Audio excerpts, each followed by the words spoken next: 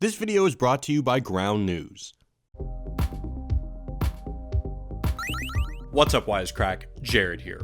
You might have noticed that nobody can agree on what a reliable news source is. People have been accusing the news of getting worse, more partisan, more divisive, more lurid. And as people accuse news outlets of slant, spin, bias, or outright fake news, it's worth asking, can the news ever be truly impartial? And where did the idea of objective news even come from?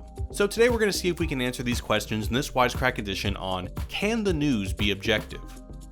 Before we begin, I want to give a shout out to this week's sponsor, Ground News. Ground is run by a small team of 7 Canadian independent industry outsiders with the mission of fighting against the rise of misinformation, sensationalism, and biased news. It's an app that allows you to see the same news story as covered by every news outlet from the far left to the far right and everything in between on the political spectrum. Bias is clearly labeled for every news source using bias ratings from independent nonprofit monitoring agencies. In a world where objectivity is hard to define, much less find, Ground News lets you come to your own conclusions by showing you the perspectives and takes from a wide range of news media. Check out news from over 40,000 local, national, and foreign news outlets and be aware of the diverse opinions and straight up BS that other people around you will be sharing with you over awkward conversations. The app is free to download and is available on iOS and Android. And now back to the show. It's worth defining objectivity very quickly, so we're going to use Merriam-Webster's definition of objectivity, which is the lack of favoritism toward one side or another and freedom from bias. In other words, to report the news objectively means to recount the goings-on of the world without a specific agenda to promote or a favorite politician to support.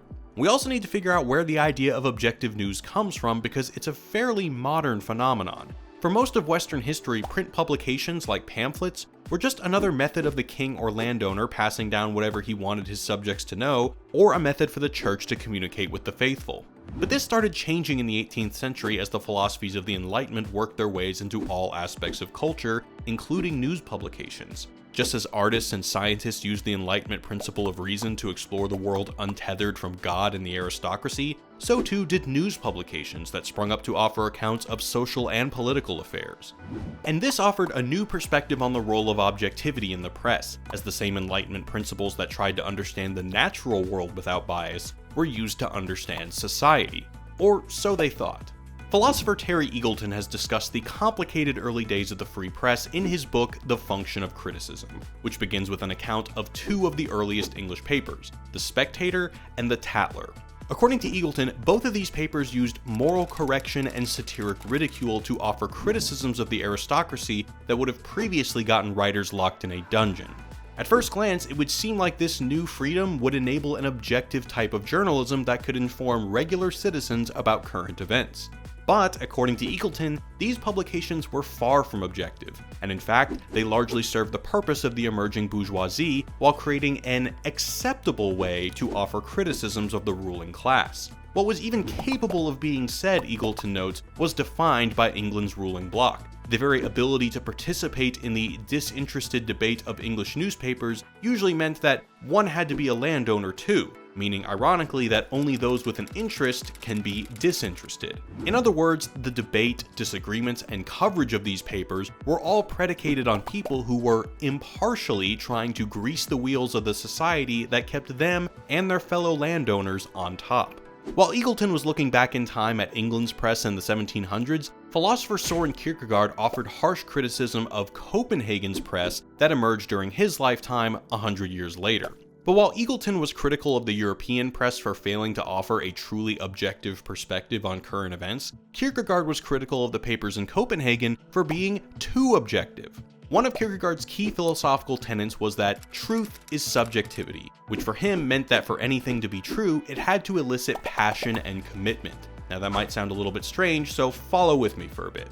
In terms of journalism, Kierkegaard thought that the lack of subjectivity in the press created a lack of passion and intensity in the public, and led to an age of passionless reflection, where people would rather observe what was happening around them than take any active role in it. One of the effects of the supposed objective press, according to Kierkegaard, was that everyone reading the papers became one big anonymous group called the public. The news just became a form of general entertainment describing the world in a pseudo-objective way. Now, if this all sounds a little bit abstract, we can consider the work of Jon Stewart. As the host of The Daily Show, Jon Stewart embodied the opposite of the press that Kierkegaard hated so much precisely because he operated in a mode of subjectivity. As writer Matt Taibbi put it in the New York Times, some object to the characterization of Stewart as a journalist because he has opinions and isn't objective. But those people aren't to be taken seriously. Opinion can't be extracted from reporting. The only question is whether or not it's hidden. Taibbi points out that objectivity is a guise the press can hide behind to avoid responsibility. Unlike CNN's marketing initiative to put facts first, Stewart operated in a mode of pure subjectivity, letting his audience know his biases up front and breaking from the humor of his show to get passionate about issues he cared about, like healthcare for 9/11 first responders. It's not that facts don't exist, but simply hiding behind the facts to distance yourself from your own bias is, well, bad. So if Kierkegaard pointed all this out in the 19th century and Eagleton expanded on it over 35 years ago, why are we still so hung up on the promise of an objective form of journalism? The idea of objectivity in American journalism largely comes from the work of Walter Lippmann, a 20th century journalist and media critic who thought that journalists needed to incorporate the scientific method into their reporting. Lippmann thought that by presenting citizens with this more impartial news, that they would be better informed and the democratic process would be strengthened. While Lippmann seems to have been well-intentioned, the reason that objectivity in the news became so popular in the 20th century had little to do with democratic aspirations. Instead, the real driving force behind the push toward objectivity in the American media was America's most famous pastime, advertising. Because as the press grew into a full-fledged industry, advertising became the largest source of media revenue. Today's News Today, produced for Camel Cigarettes by NBC. As a result, having a narrow audience with a specific political slant was a business liability. If a newspaper only focused on offering a socialist perspective on political events in some mid-sized city, advertisers weren't interested. Or worse, a paper with the opposite viewpoint might spring up and take away half of your market share. Media scholar Gerald Baldasky notes that 19th century advertisers wanted less criticism of public officials and reminded publishers that partisanship hurt circulation and consequently advertising revenues. Even if you had a widely read paper with a specific political leaning, that leaning might have also scared away advertisers, dooming your business from the get-go. As noted by Edward S. Herman and Noam Chomsky in their book Manufacturing Consent, plenty of papers throughout history were more widely read than their allegedly more objective competitors, but a lack of advertising meant they were either put out of business or bought by their rivals flush with ad dollars. And once that happened, their coverage began to resemble the ad-friendly coverage of their parent company. So offering an objective perspective became code word for keeping everything vanilla for the widest audience possible. It's much like Kierkegaard predicted, that the press would turn individuals into one big anonymous public, and in this case, the anonymous public is made up of consumers who can make money for both news sources and their advertisers. This connection between journalism and commerce shouldn't be surprising in light of our 24-hour news cycle where people like CNN head Jeff Zucker have no problem acknowledging that the network is primarily offering entertainment, even comparing it to sports. Things are a little different than when Manufacturing Consent was written in 1988. For one, mainstream media has splintered into conservative outlets like Fox News and liberal outlets like CNN. But the basic principles are still there. Newspapers and media outlets are selling a product to advertisers, and that product is you. So while Fox News is appealing to a conservative base, they want to appeal to the widest conservative base they can and hopefully attract high earners among that base who will drop money on their advertisers' products. CNN similarly wants to attract a wide audience while not alienating their well-to-do viewers who are so lucrative to their bottom line. Manufacturing Consent argued a series of filters defined what kind of stories corporate media could report on and how. One of those filters was simply corporate ownership. For instance, the head of GE, which owned NBC at the time, told the news chief not to use the term Black Monday to describe the stock market crash of 1987, as it could depress the value of GE stock. Broadcast historian Eric Barnow recounts how a documentary series on environmental problems was unable to find the sponsors necessary for its production because it was critical of corporations. And if you think much has changed, consider the recent story that Bloomberg killed a piece about China's elite for fear they'd be shut out of the Chinese market.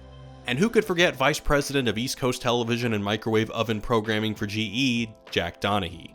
Okay, that one's a joke. Because the news media is dependent on advertising money to make profits, they directly benefit by serving the political and financial interests of the TV networks and corporate entities that pay their bills, even when covering less hot-button issues. If coverage of a story will alienate the board of directors, or worse, the marketing department at Johnson & Johnson, adjustments will be made.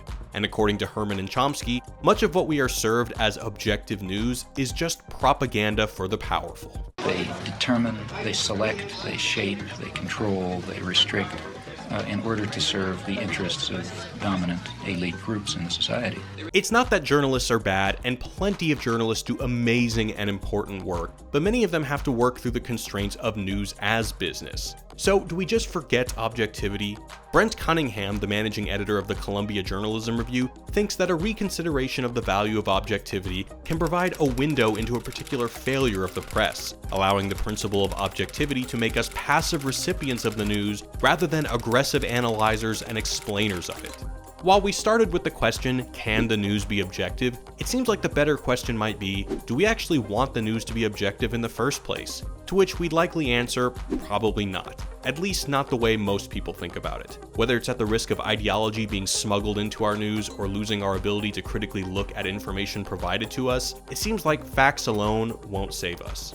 It might be better, instead of feeling safe and secure with your news source of choice, to ask, whose interests are they serving? How are they filtering their stories? What kind of stories are not being reported? Are they upfront about their own biases? But what do you guys think? Let us know in the comments. Thanks to all of our amazing patrons for supporting the channel and our podcast, and I'll catch you next time. And before you go, I'd like to give one last shout out to Ground News for sponsoring this video. With over 40,000 independent and mainstream sources from all across the political spectrum, Ground News brings you the news perspectives you're not seeing. For an ad-free and transparent news reading experience, download Ground News today by clicking the link in the description. The app is free to download and is available on iOS and Android. And as always, thanks for watching, guys. Peace.